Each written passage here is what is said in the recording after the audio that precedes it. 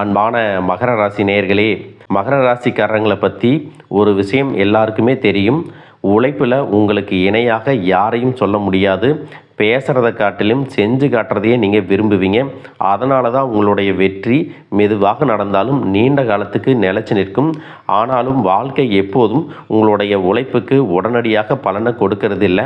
கடந்த சில மாதங்களாக பார்த்தீங்கன்னா, நான் இவ்வளவு பாடுபடுறேன், கஷ்டப்படுறேன், ஆனாலும் எனக்கு இன்னும் முன்னேற்றம் வரலை அப்படிங்கிற மாதிரியான எண்ணங்கள் இருந்திருக்கலாம். குடும்ப பொறுப்புகள், பண நெருக்கடி, வேலை தொடர்பான கவலை, மனதை புண்படுத்திய சில உறவுகள் அப்படின்னு உங்களை சுற்றி 1000 பிரச்சனைகள் இருந்திருக்கும். இதை எல்லாத்தையுமே யாரிடத்திலும் சொல்லாமல் அமைதியாக நீங்கள் கடந்து வந்திருப்பீங்க. இனி வரக்கூடிய நாட்களில் பார்த்தீங்கன்னா அந்த சுமை உங்களுக்கு கொஞ்சம் கொஞ்சமாக குறைய தொடங்க போகுது. குறிப்பாக பார்த்தீங்கன்னா 15ஆம் தேதிக்கு பிறகு உங்களுடைய உழைப்புக்கு சரியான மதிப்பும் மரியாதையும் கிடைக்க ஆரம்பிக்க போகுது. புதிய வேலை வாய்ப்பு பற்றிய தகவல்கள் வரும். தொழிலில் புதிய தொடர்புகள் உருவாகும். நின்று போன பண வரவு மீண்டும் சீராகும். இது வரைக்கும் உங்களை புரிஞ்சுக்காதவங்க உங்களை புரிஞ்சுக்கிறதுக்கு முயற்சி செய்வாங்க. உடல் ஆரோக்கியத்தில் நீண்ட நாட்களாக இருந்த பிரச்சனைகள் விலகி மீண்டும் சுறுசுறுப்பாக செயல்பட போகிறீங்க. இனி வரக்கூடிய நாட்களில் எந்த ஒரு முடிவையும் அவசரப்படாமல் நிதானமாக எடுத்தீங்க அப்படின்னா அது அடுத்த சில மாதங்களுக்கு உங்களுக்கு மிகப்பெரிய நன்மையை கொடுக்க போகுது. மகர ராசி உத்திராடம் நட்சத்திரம் 2, 3, 4 பாதம், திருவோணம் நட்சத்திரம், அவிட்டம் நட்சத்திரம் 1, 2 பாதங்கள் இருக்கிறவங்களுக்கு கிரக நிலைகள் எப்படி இருக்குது அப்படின்னு பார்த்தீங்கன்னா, குடும்பஸ்தானத்தில் ராகுவும், சகோதர ஸ்தானத்தில் சனியும், புத்திரஸ்தானத்தில் செவ்வாயும், சத்ருஸ்தானத்தில் புதனும் சூரியனும், களத்திரஸ்தானத்தில் குருவும், அஷ்டமஸ்தானத்தில் சுக்கிரனும் கேதுவும் சேர்ந்து இருக்காங்க.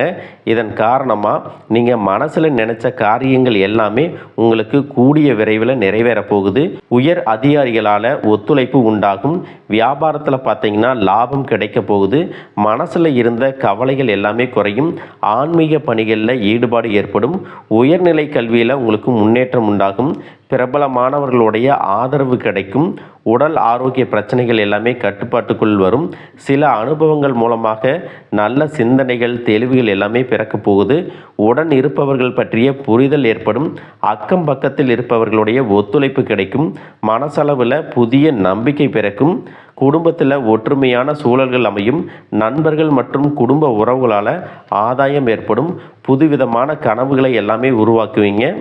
உங்களுக்கு பிடிச்ச மாதிரியான வாழ்க்கை இனி வருங்காலத்தில் ஏற்பட போகுது.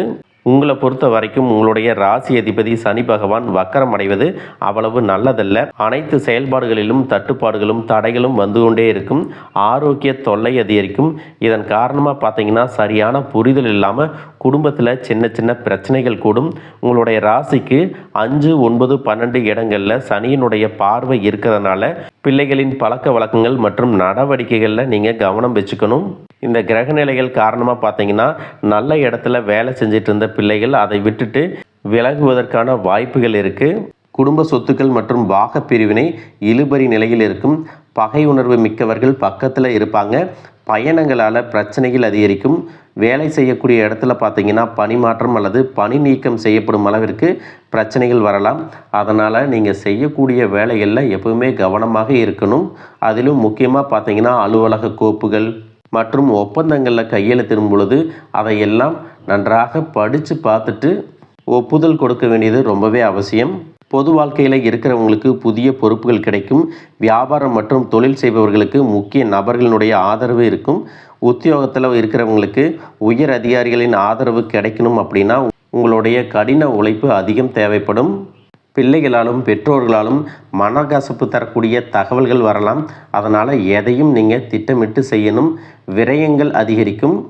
மேலும் நீங்கள் எந்த விஷயத்தில் கவனமாக இருக்கணும் அப்படின்னு பார்த்தீங்கன்னா, இப்போ இருக்கக்கூடிய பிரச்சனைகள் எதிர்காலத்தில் உங்களை தொடரக்கூடாது அப்படின்னா உங்கள் வாழ்க்கையில் வரக்கூடிய ஒவ்வொரு பிரச்சனையும் நீங்கள் சவாலாக எடுத்துக்குங்க. அந்த சவால்களுக்கு தீர்வு இப்போதைக்கு முடிஞ்சால் போதும் அப்படின்னு நினைக்காம நிரந்தர தீர்வுக்கு என்ன செய்யணும் அப்படிங்கிறத யோசித்து முடிவெடுத்தீங்க அப்படின்னா 3 மாதங்களுக்கு பிறகு உங்களுடைய வாழ்க்கை தலைகீழாக மாறும். இப்போ நீங்கள் படுற கஷ்டத்துக்கும் வலிகளுக்கும் வேதனைகளுக்கும் மிகப்பெரிய பரிசாக எதிர்காலம் இருக்க போகுது. இதனால் வரைக்கும் உங்கள் வாழ்க்கையில் நடந்த சில சம்பவங்கள், ஏமாற்றங்கள், துரோகங்கள் எல்லாமே ஒரு பெரிய படிப்பினையை கொடுத்திருந்தாலும் சில விஷயங்களை எல்லாம் இன்ன வரைக்கும் உங்களால் ஜீரணிக்கவே முடியலை. அதனாலேயே நிறைய நேரங்களில் மனசு வெறுத்து போய் இந்த வாழ்க்கையில் இதுக்கு மேலே நான் அனுபவிக்கிறதுக்கு என்ன இருக்குது அப்படின்னு எதிர்மறையான எண்ணங்கள் உங்களுக்கு அதிகமாக வரும். மற்றவங்களுக்காக நான் அனுபவித்ததெல்லாம் போதும், இதுக்கப்புறமாவது எனக்கு பிடிச்ச மாதிரி வாழ்க்கை அமையுமா அப்படிங்கிற ஒரு கேள்விக்குறியோடு தான் நீங்கள் நின்றுட்டுருக்கிறீங்க. எவ்வளவு கஷ்டப்பட்டதுக்கு அப்புறமும் ஒரு லட்சியத்தோடு நீங்கள் செய்யக்கூடிய ஒவ்வொரு விஷயத்தை கெடுக்கிறதுக்கும், உங்களுடைய முன்னேற்றத்தை தடுக்கிறதுக்கும், உங்களை அவமானப்படுத்துறதுக்கும் இங்கே நிறைய பேர் கூடவே இருந்துட்டு முயற்சி பண்ணிட்டு தான் இருக்காங்க. ஆனாலும் அவங்களுடைய சதிகளையும் சூழ்ச்சிகளையெல்லாம் தாண்டி இப்போ வரைக்கும் ஓரளவுக்கு நீங்கள் நல்லா இருக்கீங்க அப்படின்னா உங்ககிட்ட இருக்கக்கூடிய நல்ல எண்ணங்களும் கடவுள் பக்தியும் இது வரைக்கும் நீங்கள் செஞ்ச தர்ம காரியங்களும் தான் உங்களை காப்பாற்றிட்டு இருக்கு. இதுக்கு முன்னாடி நல்ல நண்பர்களாக இருந்திருப்பாங்க, நல்ல உறவுகளாக இருந்திருப்பாங்க. அவங்களே தன்னோட சுயநலத்துக்காக துரோகங்களை எல்லாம் செஞ்சு உங்களுடைய வாழ்க்கையை கெடுக்கணும் அப்படின்னு நினைக்கும்போது இந்த உலகத்தில் யார் நல்லவங்க யார் கெட்டவங்க யாரை நம்புறது அப்படிங்கிறது தெரியாமல் தான் நீங்கள் புலம்பிகிட்ருக்கீங்க. ஒரு வகையில் இந்த மாதிரி விஷயங்கள் உங்களுக்கு கஷ்டத்தை கொடுத்தாலும் இப்போவாவது இவங்க நம்ம மேலே எவ்வளவு பொறாமையோடவும் வன்மத்தோடவும் இருக்கிறாங்க அப்படிங்கிறத ஓரளவுக்கு நீங்கள் புரிஞ்சிருப்பீங்க. இது எல்லாமே தெரிஞ்சும் கூட நீங்கள் என்னமோ பண்ணுங்க, எத்தனையோ நல்லது செஞ்ச எனக்கு மனசாட்சிக்கு விரோதமாக தப்பு செய்கிறீங்க அப்படின்னா அந்த கடவுள் உங்களுக்கு நிச்சயமாக மிகப்பெரிய தண்டனையை கொடுப்பார் அப்படின்னு தான் கடவுள்கிட்ட உங்களுடைய வேண்டுதலை எல்லாம் வச்சுட்டு கடந்து போயிட்டுருக்கீங்க. இப்போ இருக்கக்கூடிய சூழ்நிலையில் தான் உண்டு தாம் வேலை உண்டு அப்படின்னு தான் இருக்கிறீங்க. இருந்தாலும் உங்களுடைய கஷ்டத்தையும் கண்ணீரையும் மற்றவங்களுக்கு தெரியாத மாதிரி தான் பார்த்துட்ருக்கிறீங்க. உங்களுடைய வாழ்க்கை உங்களை எப்படி புரட்டி போட்டாலும் முடக்கி வச்சாலும் நீங்கள் எப்பவும் போல் சாதாரணமாக இருக்கிறதுனால உங்களை சுற்றி இருக்கிறவங்க எல்லாருமே இவங்களுக்கு என்னப்பா ஜாலியான வாழ்க்கை வாழ்கிறாங்க, இவங்ககிட்ட என்ன குறை அப்படின்னு சொல்லுவாங்க. ஆனால் மனசில் நிம்மதி இல்லாமல் சரியாக சாப்பிட முடியாமல் அவ்வளவு ஏங்க நிம்மதியாக தூங்க முடியாமல் கூட நீங்கள் எவ்வளவு கஷ்டப்படுறீங்க அப்படிங்கிறது உங்களுக்கும் அந்த கடவுளுக்கும் மட்டும்தாங்க தெரியும். இந்த மாதிரி உங்கள் வாழ்க்கையில் திடீர்னு ஒரு பிரச்சனை, உடம்பு சரியில்லை, ஹாஸ்பிட்டலில் பெருசாக செலவு வந்துருச்சு, குடும்பத்தில் அவசர தேவைக்கு பணம் பத்தலை, பிஸ்னஸில் லாஸ் ஆயிடுச்சு அப்படின்னு உங்கள் வாழ்க்கை முடங்கிருச்சுன்னா கூட நின்று உங்களுக்கு உதவி செய்கிறதுக்கோ ஆறுதலாக 4 வார்த்தை பேசுகிறதுக்கோ அவ்வளவு ஏங்க திரும்பி பார்க்கக்கூட உண்மையான ஆள் கிடையாது. ஆனால் நீங்களாவே ஏதோ தட்டு தடுமாறி எந்திரிச்சு நிற்கிறப்போ உங்களை குறை சொல்கிறதுக்குன்னே நிறைய பேர் தேடி வருவாங்க.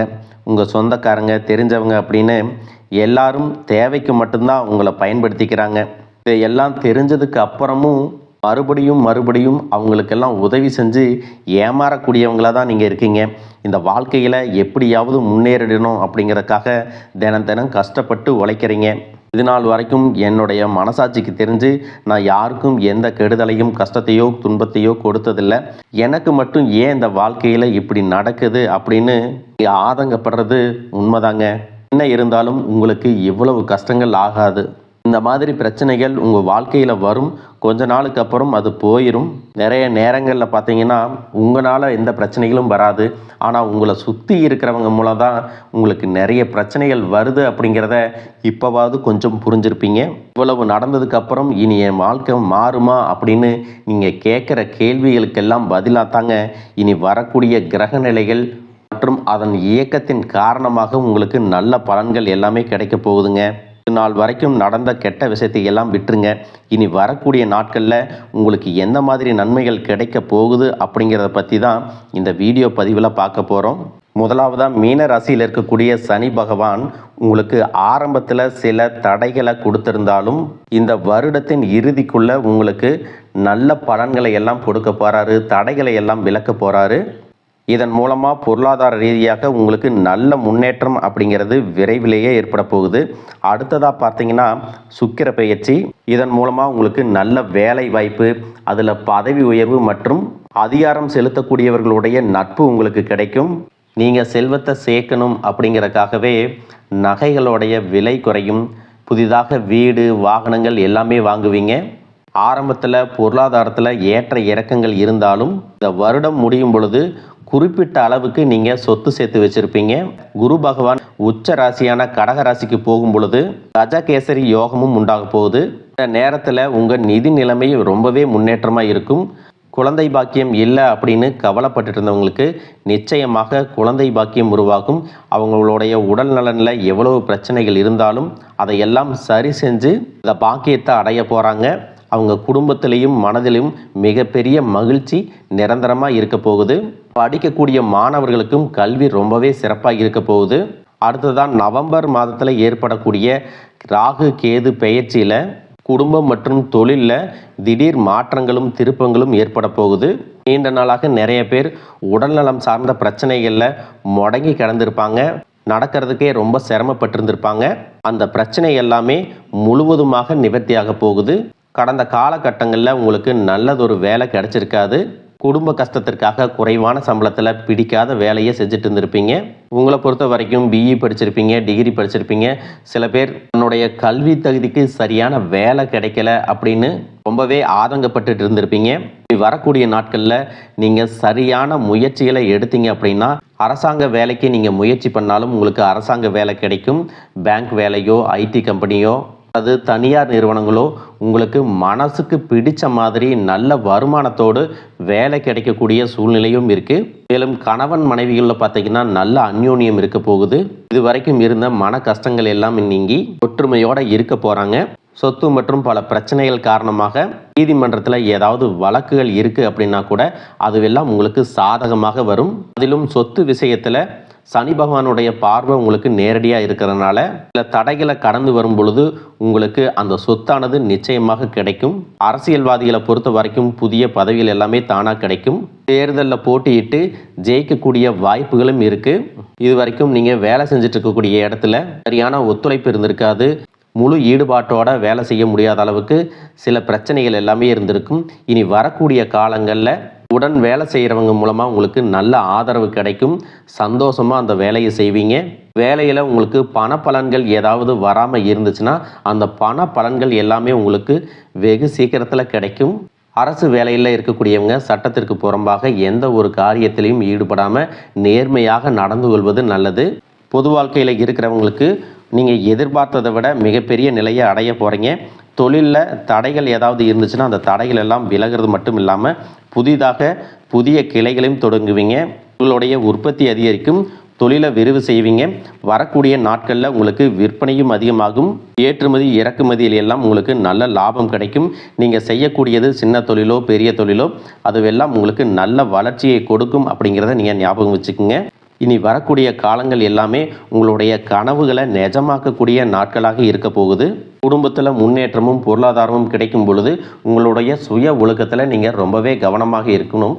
பேசக்கூடிய வார்த்தைகள், பழகக்கூடிய நபர்கள் எல்லார்கிட்டையும் எந்த ஒரு இடத்துலையும் தான் அப்படிங்கிற கர்வத்தை மட்டும் நீங்கள் வச்சுக்க கூடாது. மற்றவர்களை குறையாக பேசுகிறதோ மட்டம் தட்டி பேசுகிறதோ அதை காயப்படுத்துகிற மாதிரி பொது இடங்களில் பேசிடக்கூடாது. நீங்களும் சரி உங்களை சுற்றி இருக்கிறவங்களும் சரி எப்பவுமே பாசிட்டிவான எண்ணங்களில் இருக்கணும். அப்படின்னா எதிர்காலத்திற்கான நல்ல திட்டமிடுதல் எப்பவுமே அவசியம். அதனால் நீங்கள் எந்த ஒரு விஷயத்தை செய்யும் போதும் எதிர்காலத்தில் இது எனக்கு எந்த மாதிரியான பலன்களை கொடுக்கும் அப்படிங்கிறத மனசில் வச்சுக்கிறதும் அவசியம். இதை நீங்கள் சரியாக செஞ்சுட்டு வந்தீங்கன்னா பெரியவர்களுடைய உதவி கிடைக்கும். உறவுகளில் இருந்த சண்டை சச்சரவுகள் முழுவதுமாகவே விலகும். புதிய நண்பர்களும் உங்களுக்கு உதவி செய்வாங்க. தொழிலில் ஏற்பட்ட நெருக்கடிகள் விலகும். பொருளாதார ரீதியாக நலிவடைந்த நிறுவனங்கள் மீண்டும் முன்னேற போகுது. மேலும் மேலும் உங்களுக்கு வியாபாரத்தில் எதிர்பார்த்த லாபம் கிடைக்கும். உங்களுடைய புதிய சிந்தனைகள் மற்றும் நேர்மறையான எண்ணங்கள் உங்களுடைய வளர்ச்சிக்கு காரணமாக இருக்க போகுது. கடந்த காலகட்டங்களில் திருமணம் பார்த்தீங்க அப்படின்னா நிறைய பிரச்சனைகளும் சிக்கலுமாக இருந்திருக்கும். அதிலும் ஜாதகம் சரியில்லை, சொந்த வீடு இல்லை, வசதி இல்லை, பெற்றோர்கள் சரியில்லை, அரசு வேலையாக இருக்கணும், இந்த மாதிரி எத்தனையோ காரணங்களை எல்லாம் சொல்லி உங்களுக்கான திருமணம் தடைகள் ஏற்பட்டிருக்கும். இன்னும் சிலருக்கு பார்த்தீங்கன்னா தெரிஞ்சவங்களாலையும் நண்பர்களாலையுமே திருமணங்கள் எல்லாமே நின்று போயிருக்கும். இந்த மாதிரி இடத்துல உங்களால் எந்தெந்த விஷயத்தையெல்லாம் சரி செய்ய முடியுமோ அதையெல்லாம் சரி செஞ்சுட்டு குரு பெயர்ச்சிக்கு பிறகு நீங்கள் திருமண முயற்சிகளில் ஈடுபட்டீங்கன்னா உங்களுடைய மனதுக்கு பிடித்த மாதிரியான நல்ல வரன் அமையும். குடும்ப வாழ்க்கை சிறப்பாக இருக்கும். உங்களுடைய வாழ்க்கை துணை அழகாக இருப்பாங்க. கை நிறைய சம்பாதிக்கக்கூடியவங்களாகவும் இருப்பாங்க. அதே நேரத்தில் வாழ்க்கை துணையை இழந்துட்டு இரண்டாவது திருமணம் பற்றி யோசிக்கக்கூடிய ஆண்கள் மற்றும் பெண்களுக்கு தன்னுடைய வாழ்க்கையில் வரக்கூடிய துணை, அவங்களுடைய பழக்க வழக்கம், 2 பேருக்கும் கருத்தொற்றுமை இருக்கா, மன பொருத்தம் இருக்கா மற்றும் தேவைப்பட்டா உங்களுடைய ஜாதகத்தை கூட ஒரு முறை நீங்கள் சரி பார்த்துக்கிட்டு 2வது திருமணத்துக்கு முயற்சி செஞ்சீங்கன்னா நல்ல வாழ்க்கை துணை அமையும். மற்றவங்க பொறாமப்படக்கூடிய அளவுக்கு நல்லதொரு வாழ்க்கையை வாழ்ந்து காட்டுவீங்க. படிக்கக்கூடிய மாணவர்களுக்கு பரீட்சையில் நல்ல மார்க் வருமா, பாஸ் ஆகுமா அப்படிங்கிற மாதிரி குழப்பங்கள் இருக்கும். வரக்கூடிய தேர்வு முடிவுகளானது நல்ல தேர்ச்சியை கொடுக்கும். ஓரளவுக்கு நல்ல மதிப்பெண்கள் வாங்கி பாஸ் ஆகிறது மட்டும் இல்லாமல் அடுத்தடுத்த மேற்படிப்புகளும் படிப்பீங்க. காதலிக்கக்கூடியவர்களுக்கு சரியான புரிதல் இல்லாமல் போகிறது மற்றும் கருத்து வேறுபாடுகள் காரணமாக பிரிஞ்சிருப்பாங்க. இன்னும் சிலருக்கு பெற்றோர்களே காதலுக்கு தடையாக இருந்திருப்பாங்க. வேறு ஜாதியாக இருக்குது, நல்ல குடும்பமாக இல்லை, வசதி இல்லை அப்படின்னு ஏதாவது ஒரு காரணத்தை சொல்லி பிரிஞ்சிருந்திருப்பாங்க. ஆனால் இனி வரக்கூடிய காலங்களில் நீங்கள் உண்மையாக உங்கள் காதலை வெளிப்படுத்தும் போது அந்த காதல் கண்டிப்பாக உங்களுக்கு கை கொடுக்கும். வீட்டில் சொல்லும் பொழுது பெற்றோர்களே உங்களுடைய காதல் திருமணத்தை நடத்தி வைப்பதற்கான வாய்ப்புகள் இருக்குது. சிலருக்கு பார்த்தீங்கன்னா சின்ன வயசுலேயே தன்னுடைய வாழ்க்கை துணை இழந்திருப்பாங்க. சிங்கிள் பேரண்ட்டாக தன்னுடைய குழந்தைகளை கவனிச்சுட்டு இந்த வாழ்க்கையை வாழ்கிற மாதிரி இருந்திருக்கும். ஆரம்பத்தில் உங்களுக்கு இது போராட்ட காலமாக இருந்தாலும் தன்னம்பிக்கையோடவும் சுயமரியாதையோடவும் இந்த சமுதாயத்தில் வாழ்ந்து காட்டுவீங்க. சில போலியான நபர்கள் உதவி செய்கிறேன் அப்படின்னு உங்களை ஏமாற்றக்கூடிய சூழ்நிலையும் இருக்குது. அப்படிப்பட்ட நபர்களை நீங்கள் சரியாக அடையாளம் கண்டுபிடிச்சு அந்த மாதிரி நபர்களை உங்களுடைய வாழ்க்கையில் என்றைக்குமே அனுமதிக்கக்கூடாது. எந்த ஒரு எதிர்பார்ப்புகளும் இல்லாமல் எப்பவும் போல் உங்கள் கடமையை செஞ்சுட்டு உங்கள் வாழ்க்கையை நீங்கள் வாழ்ந்துட்டு வாங்க. உங்களோட குலதெய்வமும் கிரக நிலைகளும் உங்களுக்கு துணையாக இருக்குது. இப்போ நீங்கள் எடுத்து வைக்கக்கூடிய ஒவ்வொரு அடியும் எதிர்காலத்தில் உங்களை வாழ்க்கையின் உச்சத்தில் கொண்டு போய் வைக்கும் அப்படிங்கிறத மட்டும் நீங்கள் எப்பவுமே நினைவு வச்சுக்கணும். உங்களை சுற்றி நல்ல விஷயங்கள், கெட்ட விஷயங்கள் இந்த மாதிரி எல்லாமே சுற்றி நடந்து வந்தாலும் நல்ல விஷயங்களை மட்டும் எடுத்துட்டு நீங்கள் முன்னேற்ற பாதையில் போயிட்டே இருங்க. உங்களுடைய நல்ல எண்ணங்களுக்கு உங்களுக்கு நல்லதே நடக்கும். வாழ்க வளமுடன், வாழ்க பல்லாண்டு.